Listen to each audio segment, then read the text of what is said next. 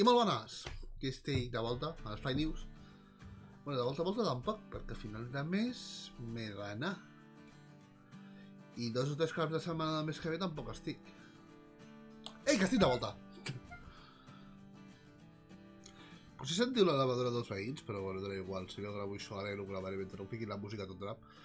Per que ho sapigueu, Metro Exodus havia d'estar a Steam, al final han anat, que són 6 mesos, a Epic. I què ha passat? Que estaven totes les caixes ja fetes, amb les claus impreses, toma gall, amb les claus impreses. I doncs algun llest de la fàbrica ha aprofitat, ha venut els codis i doncs la gent l'estava pillant. Què ha passat? Que quan s'han donat compte que estaven claivejant claus de Steam de Metro Exodus que no s'havien venut, les han xapat totes. Vamos, que... I sí, pels que compren o comprat, perquè jo algun cop també ho he fet, que ells han de ser les no oficials. Però això també lliga amb la següent notícia. Un moment. Vale, això és Anno 1800. Si anem baixant una miqueta, descobrim que on està? A la botiga d'Ubisoft i Epic Games. Havia de sortir Steam aquest joc, però se n'ha anat amb l'exclusiva temporal a Epic, també. Cosa, com ja vaig dir en el seu moment, a mi no m'encanta que Epic estigui fent el que està fent. Per mi, el que seria una bona competència seria que uns t'oferissin certes coses exclusives de cada lloc. No de aquí tens el meu talonari i m'emporto el joc. No em sembla que aquí guanyem res. Bueno, Epic. Jo ni ells, perquè estan gastant-se una de pasta de talonari que hòstia de puta. Però bueno, és el que hi ha. També tenim l'Anno allí. Jo per això la tinc comprat a la botiga d'Ubisoft. I m'arriba... Bueno, de fet el tinc precarregat. Poder començar a jugar el dilluns a mitjanit, més o menys. Que de fet, per si no ho sabeu, hi ha una beta oberta que durarà unes hores encara avui quan es publiqui el vídeo, així que si voleu jugar, endavant. Anem per la següent. Fallout 76. Com sempre, hi ha un vídeo d'aquests, ha de sortir aquest joc per alguna tonteria que faci. Bethesda va dir al seu moment que no hi hauria... com dir-ho? Microtransaccions que no fossin estètiques. Bé, doncs ja tenim la primera. Perquè digo. Han afegit uns repair kits que et reparen l'arma al moment, si no recordo malament, i que es compren amb pasta de veritat. Així que... Bé, si es compleixen les coses que es diuen, Bethesda. Jo, tia, aquest joc, l'últim que hi vaig jugar, no sé si desinstal·lant-lo purifico prou la meva ànima o he de llançar el PC directament amb algun lloc on la plàstim perquè no sobrevisqui res d'aquest joc. Tot això diré que m'agrada, però són bones idees portades malament. Per exemple, tu vas caminant, llavors portes massa pes, en els Fallouts anteriors el que passava és que no podies córrer menys temps. En aquesta merda no pots caminar. Però que vull dir que no pots caminar?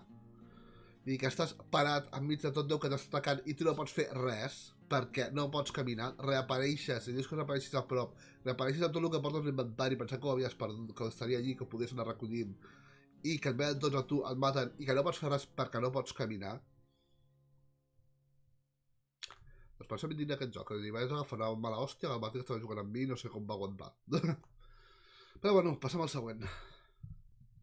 Bé, i per fi tenim un avanç del que és el modo arena de Sea of Thieves. Jo l'he pogut provar ja com a insider. No m'encanta, vull dir, no és un dels modes als que jo jugaré més, suposo només per treure les coses extras que em donin allí i ja està. Però bueno, que li agradi bé. Què ha passat amb aquesta presentació de què és el modo arena? Bé, si us recordeu, fa uns mesos hi havia una espècie de moviment entre el joc que demanava treure la gent de PC, bueno, separar la gent de PC de la gent de Xbox, perquè els de PC tenen cert avantatge al tactil, teclat i ratolí. Bé, el problema ha estat en què en aquest canvi que van dir que es faria, havia dit abans de l'arena, no han pogut preparar suficientment ràpid i bé després. Però clar, la comunitat tot està en plan, no jugaré a l'arena fins que no em tragueu els de PC. En el qual jo com a usuari de PC dic, que us donguin! I per si no fos prou amb l'arena, també tenim el Tall Tales, que és la part d'història de Sea of Thieves que afegeixen. També l'he pogut provar una miqueta al modo com a insider. No puc dir res del que és, només que sembla interessant. Així que en 15 dies aproximadament surt tots a jugar-hi. Els que tingueu, clar, els que tingueu a l'Xbox Pass. Nou programa d'Inside Xbox d'abril. En aquest cas, un moment, serà el dia 16 d'abril a les 23 hores, que serà, si no recordo malament, doncs dimarts per la nit. I bé, igual que hi haurà Sea of Thieves, Rage 2, etc. Jo segurament el veuré i intentaré estar amb la comunitat de Xbox per veure'l. No parlar, perquè jo tinc Xbox, però comptant que ara exclusiu Xbox és exclusiu PC, doncs ja li tenen raó per no voler PCeros. Sabeu que a vegades dic que hi ha jocs que els heu de tenir i els heu de provar sí o sí? Doncs Moonlighter és un d'ells. A mi m'encanta, simplement tens una botiga, vas a mazmorres, mates bitxos, les morres que es van generant proceduralment, de manera aleatòria, on també hi ha bosses. Després agafes i a la botiga vens el que t'hagin els drops dels monstres i generes pasta per millorar el poble o comprar-te millors armes. És una mecànica que jo no havia vist en cap altra, suposo que alguna altra n'hi haurà de semblant, però és un joc que a mi m'encanta. Ah, això sí, si jugueu un PC, jugueu amb mando. No jugueu un teclat o ratolí, no és gens còmode. La següent és un dels meus reptes incomplits d'aquest any de Twitch. Per què? Jo vaig marcar un horari que des que el vaig marcar, doncs, per improvisos personals no el puc complir perquè el temps és el que és. Però és un joc que em volia passar en directe. Vaig començar a jugar al poble per Nadal i em va agradar. No pega sustos, el Call of Cthulhu no pega sustos en si, però et posa molt en tensió i em va agradar per això. I doncs Switch, els que no tingueu PC i tingueu Switch, doncs està donant d'enhorabona perquè arriba a Switch el 2019 i jo el recomano. És a dir, no és un joc, si us penseu que és un joc que es pega en surts, per a res. Vull dir, et posa en tensió contínua, però no hi ha ensurts, així pròpiament dit. A no ser que tinguis por dels taurons, llavors sí hi ha ensurts. Però bueno, hi haureu de jugar i us ho recomano. Bé, i el 10 de maig és el dia que arriba Geralt a Monster Hunter World per PC. Jo que joc el tinc per Play 4, el tinc pendent per pillar-me'l per PC, perquè és que no m'és còmode jugar en Play 4, més tal com tinc muntat ara aquesta habitació. Simplement és que no puc ficar la PlayStation, no puc ficar consoles a la televisió, perquè la televisió és la pantalla. Vull dir, la cosa que puc fer és connectar-la i intentar jugar amb el modo aquell de LAN. Però és que jugar en PC a la PlayStation prefereixo tenir joc en PC, jo veu el que us he dit, són manies meves. És el que hi ha. Però bueno, arribarà el Geralt en l'expansió. I és un joc que a mi m'agrada, així que adoreu-li. Que estigueu Xbox, crec que està a l'Xbox Pass, així que a por ell. Tencent. Sabeu, crec que us ho vaig dir el primer Fake News, que és una multinacional, que té accions de quasi totes les empreses que fan videojocs. Doncs és el seu propi client de jocs. No sé per què, perquè no l'he provat, però bueno, si voleu veure què hi ha. I bàsicament no sé què cara hi haurà. Anem aquí una imatge on la podem veure.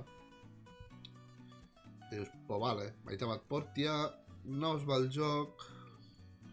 No ho sé, vosaltres mateixos. Un altre client, com tingui també jocs exclusius a l'Epic, potser em tiro un tret. Però bueno, que us sapigueu, que han tret el seu propi client. I una bona notícia pels PCeros un altre cop. Octopath Traveler arriba a Steam el 7 de juny. Joc que jo tinc per Switch, que m'encanta, però que no estic jugant massa perquè m'avorreix enormement el farmeig. Em passa tots els jocs d'aquest tipus, vull dir, quan tinc de formació és un joc durant 2 o 3 mesos. Llavors, clar, què passa? Com el Zelda, per exemple, també em passa. Estic jocs d'aquest tipus que em duren anys. Però estic jugant i m'està agradant. Així que els que tingueu PC i tingueu ganes de jugar-lo, a por ell. I si teniu Switch, us ho compreu de cop per passar. I per acabar, una bona notícia pels consoleros. Frostpunk arriba a Xbox One i PS4 aquest estiu. Frostpunk és un joc de gestió de ciutats on la terra s'ha anat a prendre pel cul, hi ha un nivell perpetu i bàsicament depèn dels recursos que puguis trobar per que la gent no es mori. Has de prendre decisions difícils com escolaritzar o obligar a treballar els nens, enterrar els cadàvers, etc. Jo el recomano. És un joc que m'agrada i el recomano. Si ja sabeu que tingueu Xbox One o PS4, aquest estiu a per ell. A més, hi ha gel, vull dir, ara que és el reducció de calor us donarà fresqueta, no? Bé, per acabar vinc una petita indignació. Després sobre la sèrie de Sabrina de Netflix. Perquè he acabat de veure la segona temporada. I... el gat segueix sense parlar! Vull dir, què tenia de bo la sèrie aquella? La sèrie del 1994. El puto gat. Era el millor de la sèrie. Sense el gat, perds gran part de la sèrie. I que el gat es fa entendre, la raó de per què no parli és que la protagonista era al·lèrgica als gats. Molt bé. Però després es van plantejar que el gat fos un gos. Però és que llavors pensava que ningú veuria la sèrie, òbviament, que ningú hagués vist la sèrie, però bueno.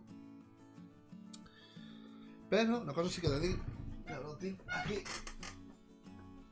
Jo m'agraden els còmics, i tinc aquí aquest d'aquí, i anem a veure una coseta. Toma. Es veu? El gat té diàlegs. Vull dir, si adapteu el còmic, millor que el que va fer la sèrie de 1994, fiqueu-li diàlegs al puto gat! Però bueno, és aquí, ho deixem per avui. Espero poder gravar Fake News amb més regularitat. He dit que hi ha alguns dies que no hi soc, potser ho passo entre setmana, no ho sé, veurem. Però bueno, ens veiem. Ciao!